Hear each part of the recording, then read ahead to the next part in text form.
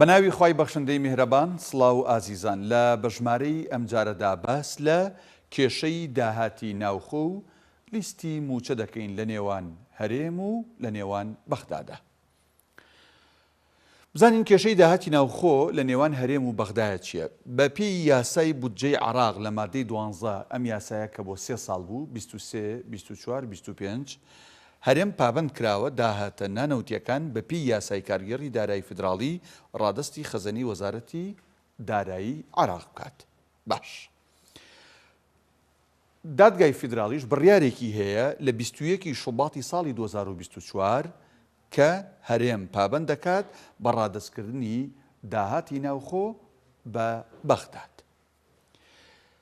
یاسای کارگەڕی دارایی فیدراڵی ژمارە 6 ساڵی 2019 ئەم یاسایە ئەڵەچی ئەڵێ دەبێت هەموو داهاتەکانی ناوخۆ بخرێنە خەزێنەی فیدراڵی، دواتر پشکی هەرێم دەگەڕێنرێتەوە. واتە هەموو یەخرێتە ئەوێ، دواتر حکوومەتی عێراق لە 150کەی دەنێرێتەوە بۆ بۆ هەرێم. ئەمە لە کەیە کراوە؟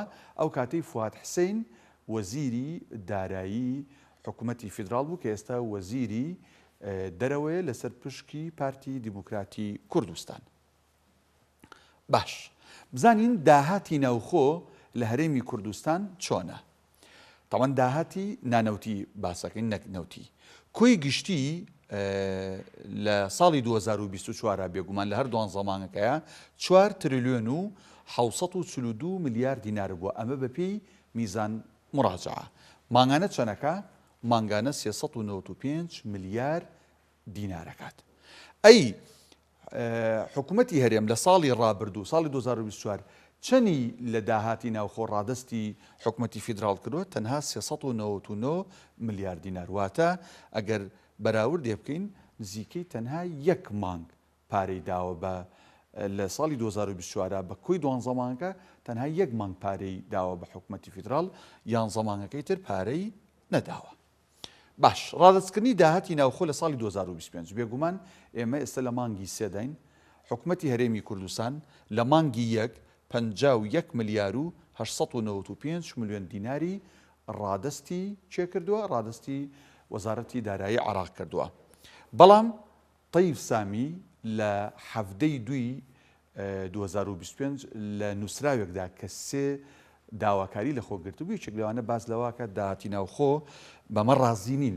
ئەوان داهاتی ناوخۆیان بە پێی میزان مراجعەی هەرێمی کوردستان نزیکی بە 300 بۆ 350 ملیار مانگانە خەڵاندوو، بۆیە داواکەن کە 150 ملیار دینار ڕادست بکات، نەکو 51 ملیار، چونکە ئەمە ڕێکێک لەسەر سەی ئەوەیە کە حکوومەتی عێراق داوایەکات. بۆیە کێشە و گیرروگرفت لە نێوان هەولێر و بەغدایە دروست بووە. باش، ئەی کێشەکانی لیستی موچە چین؟ ئەم لیستی کە لە هەرێمەوە ئامادە ئەکرێت هەر مانگێک ئەنێردرێت بۆ بەغدا کۆمەڵە گیرروگرفت و کۆمەڵە کەم و کورتی تایە. ئەمە نوێترین ئەو گیرروگرفتانن کە لە لیستی مانگی یەکی ساڵی 2025 هەبووە. باشە، لە کۆی 470,000 فەرمانبەری تەنها مەدەنی نەک سەربازی، چونکە هی ئەوان جارە هیچ ئامارێکیان لە بەردەسانیە. هی مەدەنی لە 470,000 فەرمانبەری مەدەنی ئەوانەی ناوی دایکیان نییە، واتە فەرمانبەرە لە وەزارەتی بەنمونە کارەبا، بەڵام ناوی دایکی نەدوانی نەسیانی نەچواری نییە. 36,893 فەرمانبەر لە کۆی ئەم ژمارەیە ناوی دایکیان لە لیستی موچەی مانگی یەکانە کە هەرێم ناردوێتی بۆ بەغدا.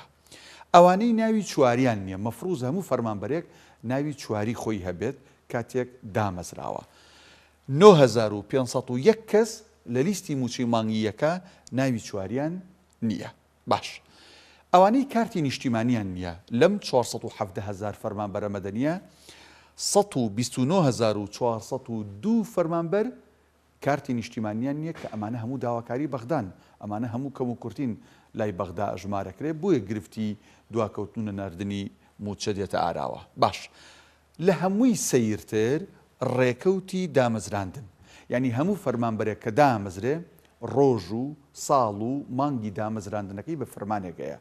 بەڵام لە لیستی مانگی یەکی ئەم ساڵ کە هەرێم ناردوێتی بۆ بەغدا لەم 470,000 فەرمانبەرە دیسانە ئەڵەم مەدەنی نەک سەربازی 38,404 فەرمانبەر ڕۆژی دامەزراندنیان ئاماژەی پێ نەکراوە ئەمە چ ڕۆژێک چ مانگێک چ ساڵێک دامەزراون بۆیە ئەمانە بۆتە هۆی ئەو گرفتانەی هەم داهاتی ناوخۆ هەم کەم و کورتی لە لیستەکانی موچەیە بۆتە ئەوەی کە چی ببێتە کێشە لە نێوان هەرێم و بەغدا هەرچەندە ڕێکەوتنیش ئەکرێ باس لەوەش کرا ئەم ساڵ کە ئیتر لە ساڵی 2025 هەموو مانگێک لە کاتی خۆیان موچە دێت بەڵام کە سەیرەکەیت داهاتی ناوخۆ و کەم و کورتی و کێشەکانی لیستی موچە هەر بەردەوامن بۆیە بەغدا دەڵێ من بەو شێوازە ئامادەنیم موچەی فەرمانبەران بنێ.